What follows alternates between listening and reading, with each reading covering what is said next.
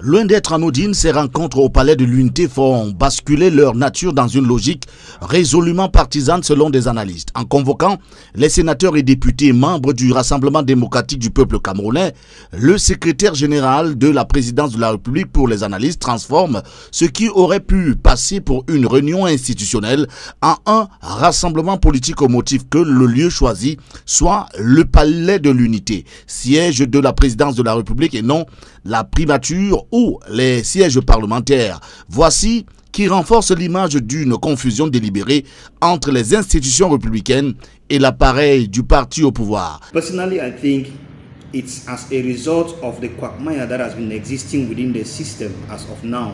La légitimité des fameuses très hautes instructions invoquées ne cesse d'être questionnée elle aussi au sein de l'opinion publique. Dans un contexte où le chef de l'État âgé de 92 ans reste mutique et quasi invisible, beaucoup s'interrogent. Ces instructions proviennent-elles réellement de Paul Biya ?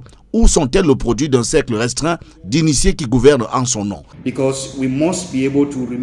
Nous devons nous souvenir le fait qu'aujourd'hui, le secrétariat général use de la délégation des pouvoirs d'acter et de parler au nom de Paul Biya, ce qui peut être considéré comme une action purement politicienne.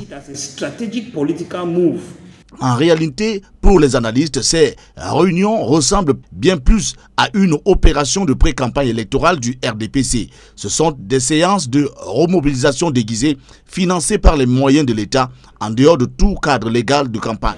Nous devons aussi noter que nous sommes dans une année électorale et le secrétaire général veut prendre les mesures nécessaires pour s'assurer de la perpétuation du régime. Responsible for him becoming Secretary General perpetuate and have him, as well as all the other allies, maintain power. Il y voit une instrumentalisation des institutions de la République à des fins politiques, voire une pratique devenue banalisée, mais profondément dangereuse pour la démocratie.